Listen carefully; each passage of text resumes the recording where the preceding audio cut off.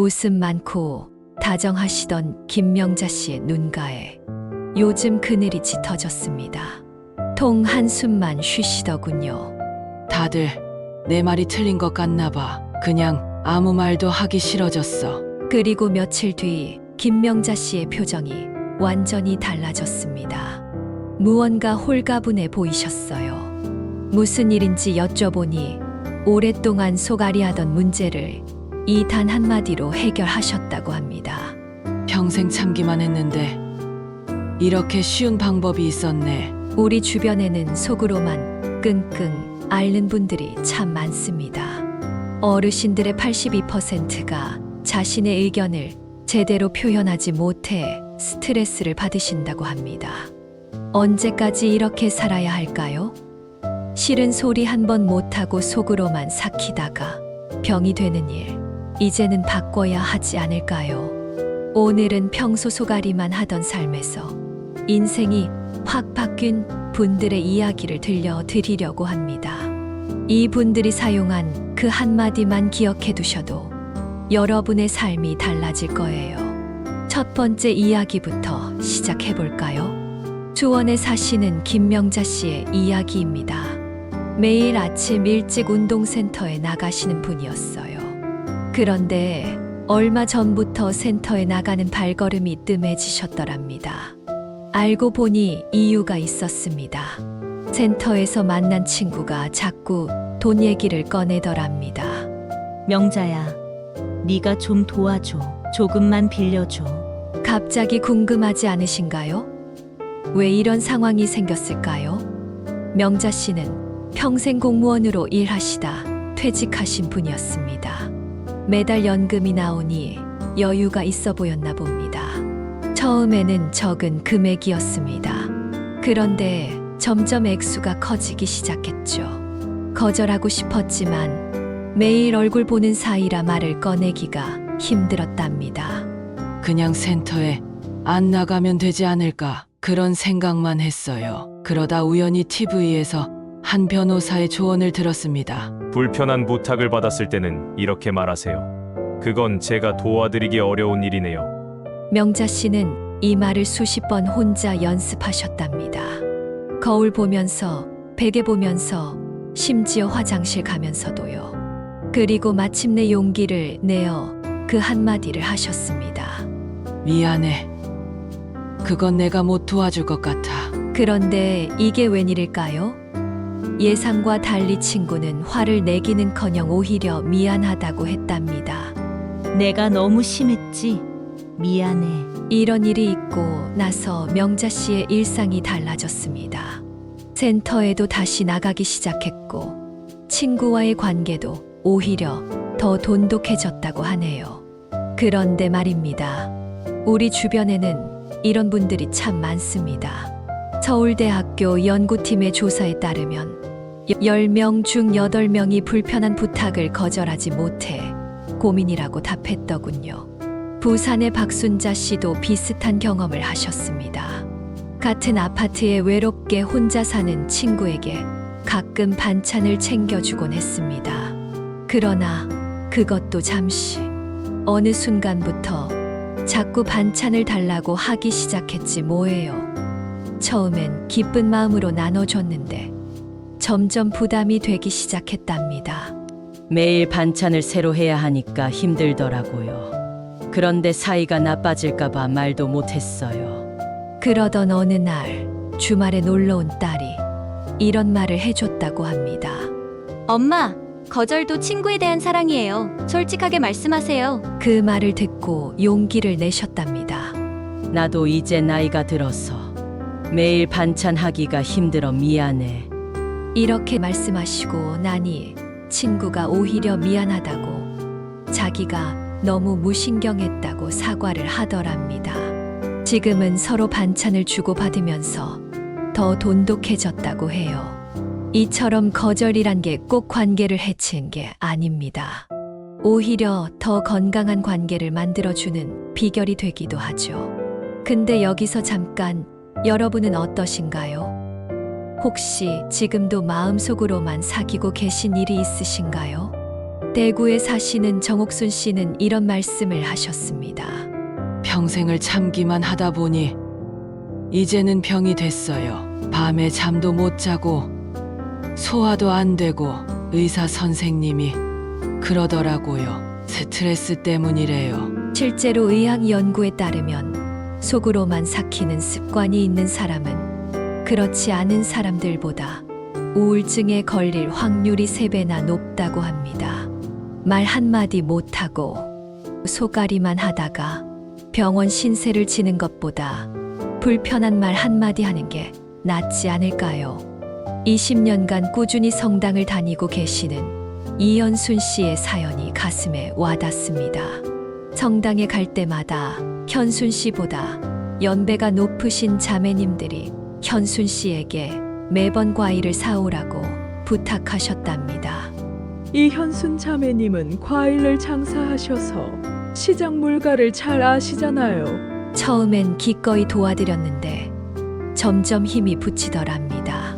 장보기도 힘들고 과일도 무거웠어요. 솔직히 귀찮기도 하고요. 그런데 오랫동안 다닌 성당이라 싫다는 말도 못하고 계셨습니다. 그러다 우연히 TV에서 한 심리학자의 말씀을 들으셨답니다. 나이 들수록 더 솔직해져야 합니다. 미안해요. 사실 좀 힘들어요. 라고 말씀하세요.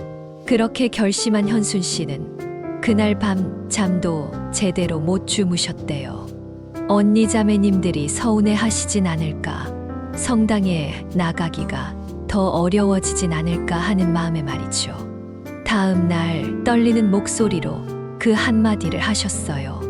죄송해요. 자매님, 앞으로는 좀 힘들 것 같아요. 그런데 뜻밖의 반응이 돌아왔습니다. 아이고, 우리가 미안해요. 매번 이런 부탁을 다 했네요. 그 뒤로 오히려 자매님들이 현순 씨를 더 챙기기 시작하셨답니다. 성당 가는 길에 차도 태워주시기도 하고 가끔은 현순 씨 가게에 오셔서 과일을 사주시고 가신다고 해요. 한마디 하기가 그렇게 어려웠는데 결과는 상상도 못한 방향으로 흘러간 거죠. 근데 말입니다. 이런 경험은 현순 씨만의 이야기가 아닙니다. 서울 성북동에 사시는 박영수 씨도 주민센터 노래교실에서 비슷한 경험을 하셨어요. 주민센터에서 노래교실을 하는데 항상 같은 자리에 앉으시는 아주머니가 계셨대요. 그런데 매번 영수 씨의 귀에 대고 크게 말씀하시는 게 불편했답니다.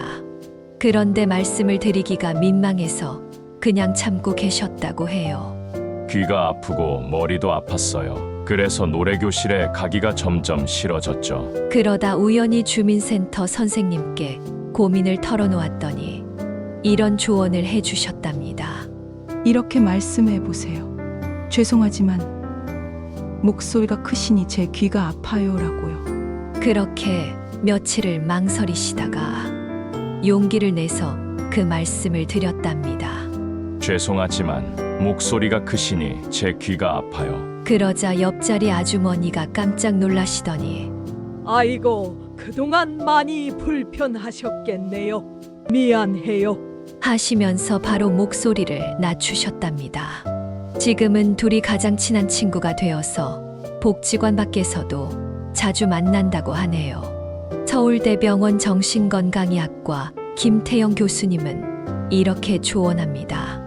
나이 들수록 참는 게 미덕이라고 생각하시는 분들이 많습니다. 하지만 오히려 그 반대입니다. 나이 들수록 더 솔직하게 자신의 불편함을 표현해야 건강해질 수 있습니다.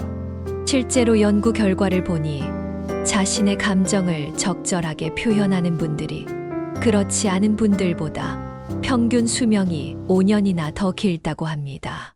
대전에 사는 최옥군 씨는 이렇게 말씀하셨습니다. 눈치만 보다가 결국 병원 신세를 지게 됐어요. 진작 말할 걸 하는 후회가 들더라고요. 얼마 전에 했던 수술로 거동이 불편하신 옥분 씨를 위해 아들 내외가 돌봄가 사도우미를 보내주셨습니다. 도우미는 매일 아침 옥분 씨에게 아침 식사를 차려드렸다고 합니다. 그런데 반찬이 너무 짜서 드시기가 힘드셨대요. 하지만 도우미의 마음을 생각해서 한마디도 못하고 무려 한 달을 참고 드셨다는 옥분 씨. 그러다 결국 혈압이 올라 구급차에 실려 응급실 신세를 지고 말았습니다. 의사 선생님이 그러시더라고요. 짠 음식이 원인이라고. 그제서야 도우미에게 이야기를 했답니다. 미안해요. 매일 이렇게 아침 챙겨주는 게 고마운데 나는 짠 음식을 못 먹어서. 옥분 씨의 이야기를 들은 도우미가 눈물을 보이면서 이렇게 말했다고 합니다. 너무 죄송합니다. 진작 말씀해 주시지 그랬어요. 저는 어르신들이 싱거운 간을 싫어하시는 줄 알았지. 뭐예요? 지금은 다행히도 옥분 씨 입맛에 맞게 음식을 해준다고 합니다. 덕분에 옥분 씨의 건강도 한결 좋아져서 이제는 혼자서도 거뜬히 거동을 하신다고 합니다. 그러고 보면 우리 주변에는 이런 이야기가 참 많습니다. 평생을 참기만 하다가 오히려 더 큰 문제가 되는 경우 말이죠. 부산의 김순자 씨는 고등학교 동창 모임에서 있었던 일을 들려주셨습니다. 친구들이 모두 모인 자리였는데 한 친구가 자꾸 옛날 자신의 안 좋았던 일을 꺼내더랍니다. 다들 즐거운 자리인데 그런 이야기를 하니까 너무 속상하더라고요. 처음에는 그냥 웃으면서 넘겼죠. 그런데 문제는 그때부터였습니다. 그런데 그날 밤 순자 씨는 잠을 이루지 못했답니다. 가슴이 답답하고 속이 쓰려서요. 다음 날 병원에 가보니 스트레스로 인한 급성 위염 진단을 받았습니다. 너무 속상했어요. 이때 주치의 선생님이 이런 말씀을 해주셨답니다. 이제부터는 이렇게 말씀하세요. 미안한데 오늘은 즐거운 얘기만 하는 게 어떨까? 그 말씀을 듣고 새로운 용기를 얻으셨다고 합니다. 얼마 후 친구들과 다시 만난 자리에서 그 한마디를 해보셨답니다. 그러자 분위기가 순식간에 달라졌습니다. 다들 박수를 치면서 그래, 오늘 좋은 얘기만 하자. 하더랍니다. 그 뒤로는 동창 모임이 더 즐거워졌다고 해요. 근데 여기서 중요한 걸 하나 발견했습니다. 서울대학교 심리학과 연구팀의 연구 결과인데요. 나이가 들수록 부정적인 이야기에 더 큰 스트레스를 받는다고 합니다. 특히 중장년 이후부터는 우울한 이야기를 들었을 때 회복하는 데 걸리는 시간이 3배나 더 길어진다고 해요. 대구에 사시는 윤정희 씨는 이런 말씀을 하셨습니다. 예전에는 뭐든 참아야 한다고 생각했어요. 그런데 이제는 달라요. 내 마음이 불편한 건 바로바로 이야기해요. 그게 오히려 서로를 위한 거더라고요. 이렇게 말씀하시는 정희 씨의 눈빛이 참 반짝였습니다. 오랫동안 풀지 못한 숙제를 해결한 것처럼요. 사람들은 흔히 이렇게 말합니다. 나이 들수록 말을 아껴야 해. 참는 게 미덕이야. 하지만 과연 그럴까요? 한 특별한 연구가 있었습니다. 한 그룹에는 불편한 것을 바로바로 이야기하도록 했고, 다른 그룹은 평소대로 참고 지내도록 했답니다. 그랬더니 놀라운 결과가 나왔습니다. 솔직하게 표현한 그룹이 혈압도 더 안정적이고 수면의 질도 좋았으며 우울증 지수도 훨씬 낮았다고 합니다. 살아보니까 참는 게 현명한 게 아니더라고요. 솔직하게 말하는 게 서로를 위하는 방법이었습니다. 지금 오랫동안 마음속에 담아두기만 했던 이야기들이 떠오르지 않으신가요? 가슴 한켠에 묻어두기만 했던 말이 있으신가요? 혹시 아직도 말을 꺼내기 어려우시다면 40년 지기 친구와 싸우고 한 달째 말도 안 하고 계시는 박정자 씨의 이야기가 좋은 사례가 될 겁니다. 평생 들어본 적 없었어요. 친구의 그런 큰 소리는요. 너는 항상 그런 식이야. 하면서 고함을 지르더랍니다. 그 순간 너무 서운해서 아무 말도 못하고 그냥 돌아서 나왔다고 해요. 그날 이후로 잠도 못 자고 밥도 못 먹고 우리 딸이 그러더라고요. 엄마, 혈압 올라가니까 병원부터 가보자라고요. 그러던 어느 날 병원 대기실에서 TV를 보다가 우연히 한 강사의 말을 듣게 되었답니다. 서운한 일이 있다면 이렇게 말씀해 보세요. 그때 그 말이 내 마음을 많이 아프게 했어요. 처음에는 이런 생각이 들었대요. 나를 속 좁게 생각하면 어쩌지? 창피해서 어떻게 그런 말을 해? 그런데 더 이상은 안 되겠다는 생각이 들었답니다. 친구 없이 사는 게 더 힘들었거든요. 결국 용기를 내서 전화를 걸었습니다. 떨리는 목소리로 그 한마디를 했어요. 전화 너머로 잠시 침묵이 흘렀습니다. 그리고 갑자기 흐느끼는 소리가 들려왔어요. 미안해. 나도 그날 이후로 잠도 못 자고 그랬어. 근데 어떻게 말을 꺼내야 할지 몰라서. 두 사람은 그날 동네 벤치에서 만나 한참을 이야기를 나눴답니다. 알고 보니 친구도 그날따라 집안에 안 좋은 일이 있어서 마음이 좋지 않았던 거였어요.